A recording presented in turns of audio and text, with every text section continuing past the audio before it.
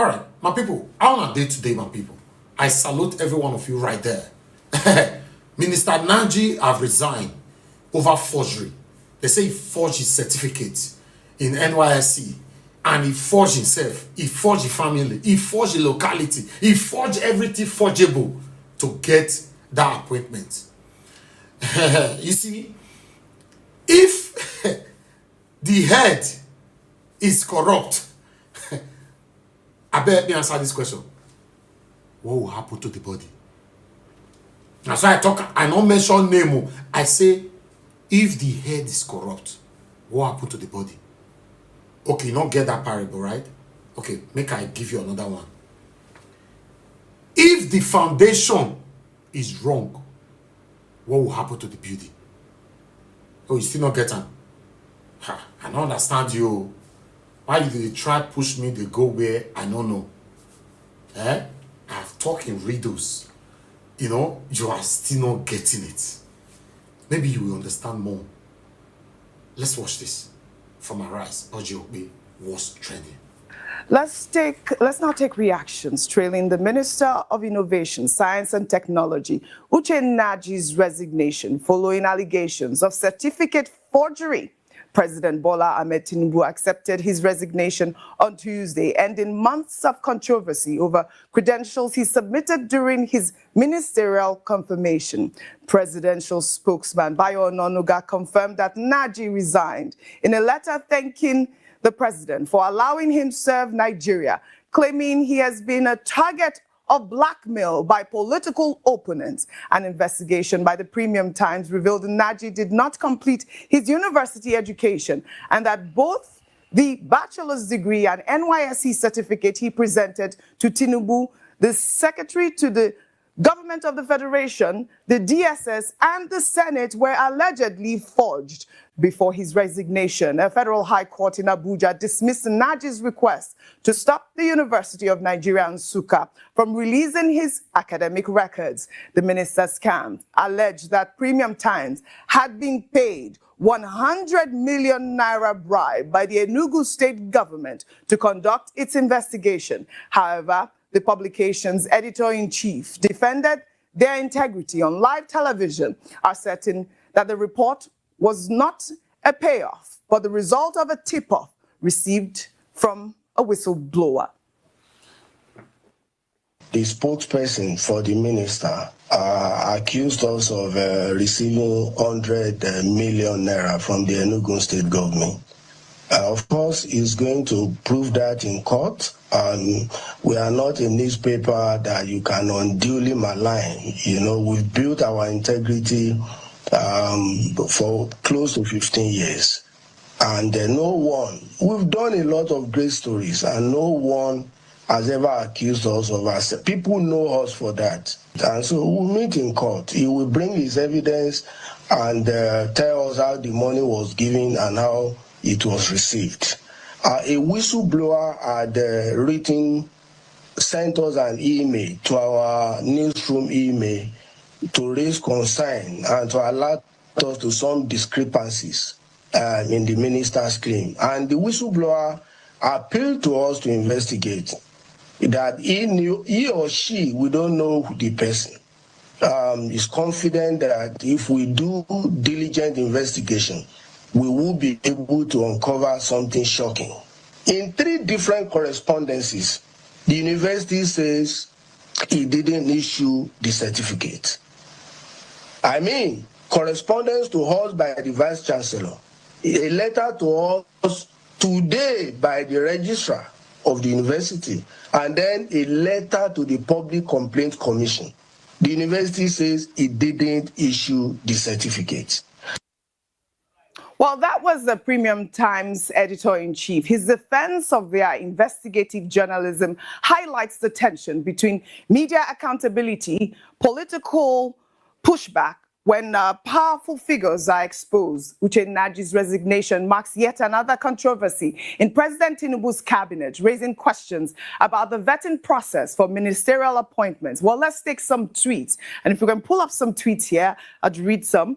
This is from Jeff Olufemi, who wrote, Jeffrey Nnaji has tendered his resignation, but resignation alone does not address the gravity of the matter.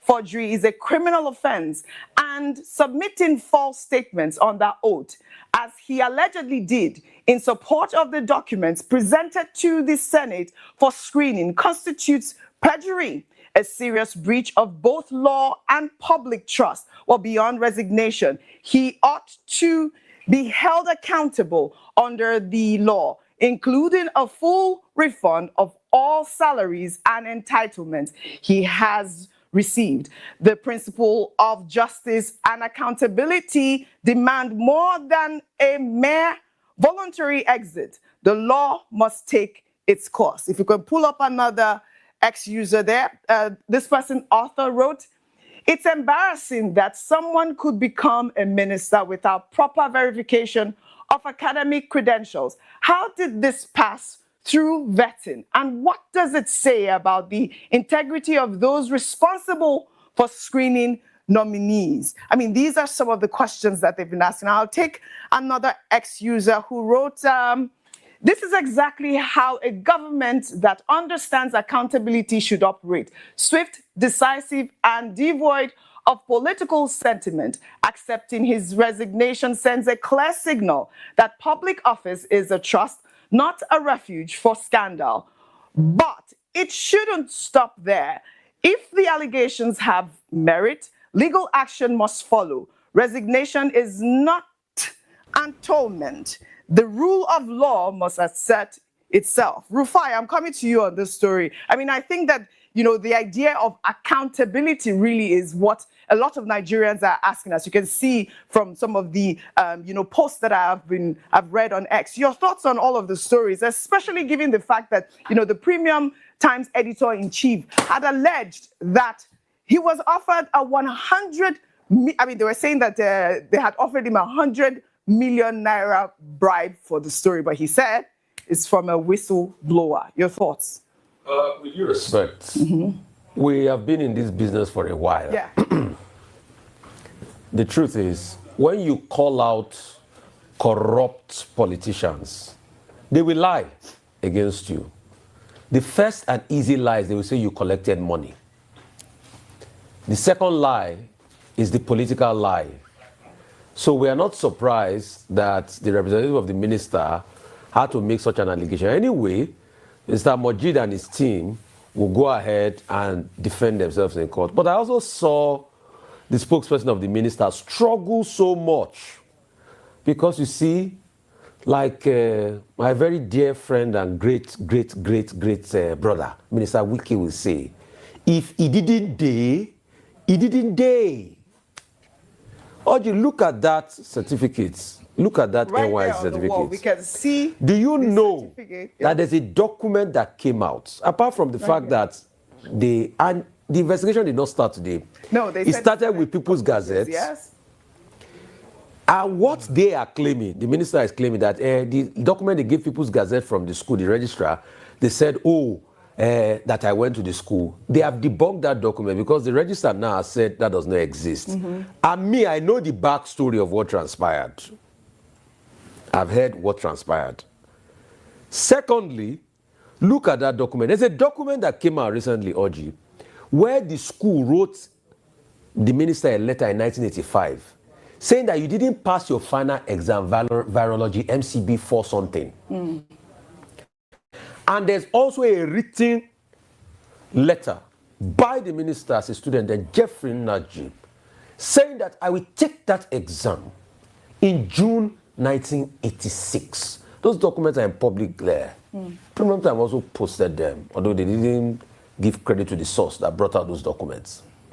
So, Oji, does it make sense? I want to ask you, Rufai, since you followed the story, do you recall that I believe that there's an affidavit that he had submitted back in December 2023, I believe that he had claimed that he never received any certificate from Nsukka. Yes, I mean, he's also in the Premium Time reporting, Yes. but they are trying to deny that. He's also what his team came to do yesterday was just to say they should give us our transcripts, secondly, and then to hold on to that initial response the registrar gave People's Gazette, which has been debunked as a lie now.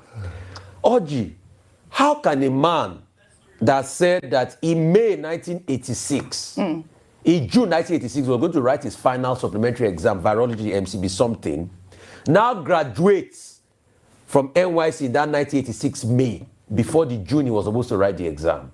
That document is out there in public glare. So kudos to both People's Gazettes and what's it called that did the job. So I'm not surprised that they are and Premium Times, that they are mudslinging Premium Times. Is what we get for doing our job, and that's the height of journalism. But like everybody has said on the panel, the case must be taken to court. Yes, Forgery. I believe so too. The case must be tried out in courts. The fact that somebody has resigned should not be pardoned. This is it. This is the main point. I mean, the fact that he also resigned, I think, shows that he really is showing some sort of accountability, and he's saying that he doesn't want any sort of disturbance. But we need to follow up on this case, and we will follow up on the story. This is the second minister that we are hearing now in this cabinet that was not screened properly.